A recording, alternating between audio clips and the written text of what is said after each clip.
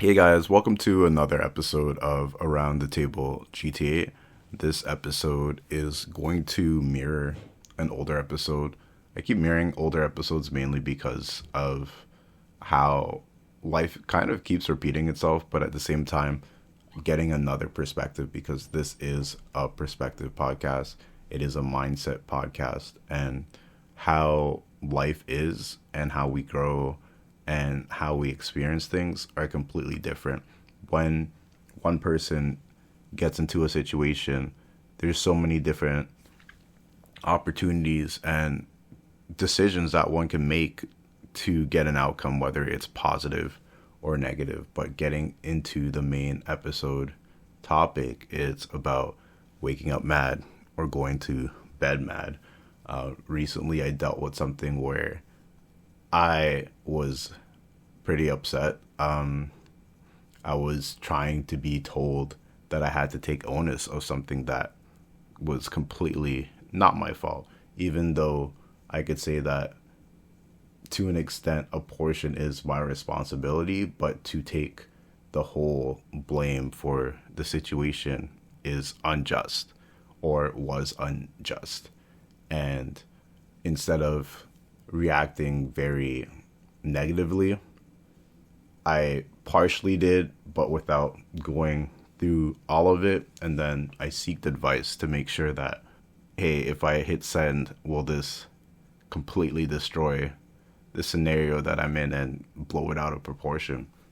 When we're feeling certain moods, especially anger, it's good to stop and try to collect ourselves. Some relationships you want to destroy, it's probably not even good for you. So it is what it is if it happens. But at the same time, when it comes to relationships in general, you don't really want to destroy every bridge. Some bridges are meant to be burnt, right? Some bridges shouldn't have even existed. Some bridges you'll look and be like, why was this built? All right. What was the purpose of this exchange or this friendship or this partnership? Because it did not help either party, or, it was completely negative towards you.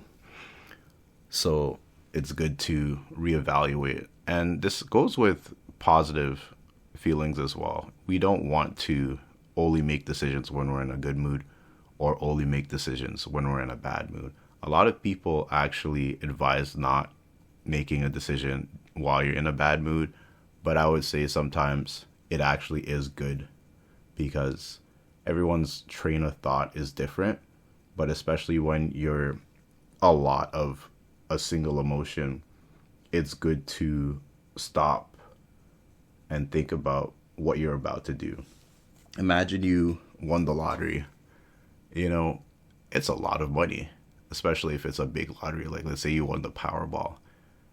Is it really smart to just let everybody and their mom know that you just won the lottery and start giving away a bunch of money because you think the wealth distribution in the current economy is horrible and everybody should be rich? Right? I had to pause there for you guys to take that all in, but it's something that it's probably not the greatest idea, right? But when you are in a mood and you feel that's what's right and what's just, sometimes you'll make a poor decision because of how you're feeling at the time.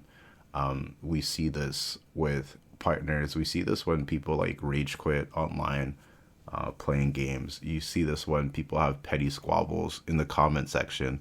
Sometimes you see this in relationships where someone's unfaithful because they don't feel like they're getting enough attention at a certain time, and in that moment of weakness they engage with another person who is making them feel how they want to feel at that time.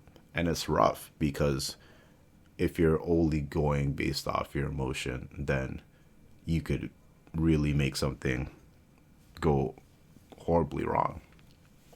This morning, my sister woke me up and she was super loud. Like, what she was talking about did not make sense to me, and it did not warrant to be that excited. But at the same time, I don't know how the conversation went before, right? And like I said, I was mad from the night before. So, we had an encounter, but luckily, you know, knowing someone is great, and also knowing yourself is great as well. I didn't overly engage in being upset, but I did show how I was upset.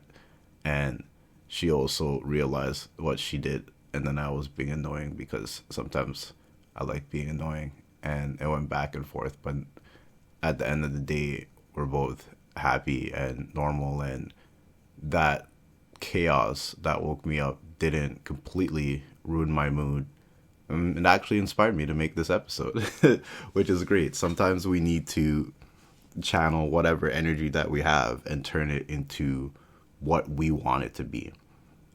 Our feelings, our emotion, our mindset is our own responsibility.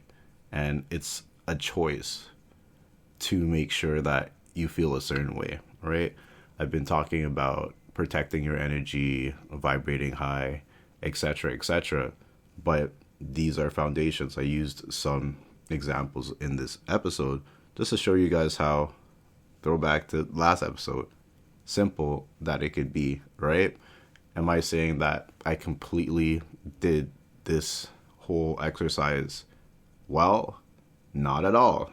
I did send some angry emails. I did call out some people. I did become annoying, right? But it wasn't to the extent where I completely destroyed a relationship or was out of line or sabotaged myself in a negative way, at least from what I could see at the moment. Knowing how to deal with yourself when you are in certain moods is a strength. And having people or outside effects change how you act and you behave can be very toxic, right? If you're in a relationship and you have an abusive partner, they can do those things to kind of manipulate you as well. So when you're not in control of your emotions, people can manipulate you. This could be at work, this could be your family, this could be a random troll online.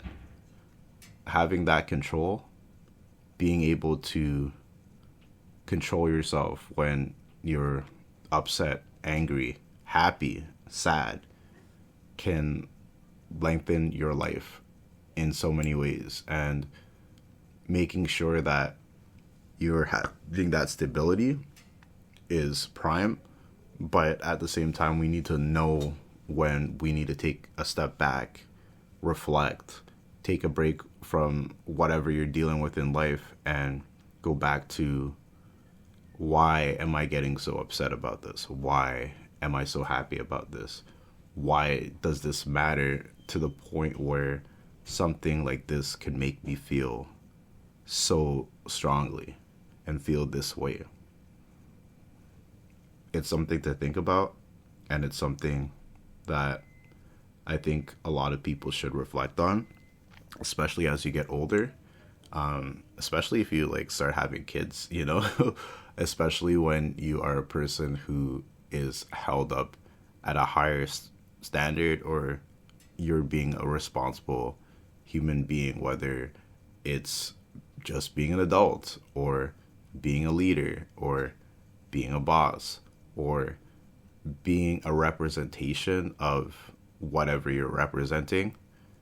You need to be able to show that you are the best version of yourself and can be the best version of yourself despite your hardships, despite what you've dealt with in life, and despite whatever powers or people or organizations or whatever you want to add to the list is trying to do to stop you from getting where you want to be. So remember, when you wake up mad, when you go to bed mad, it's only a start. You could completely change the day and control that. That is within your power.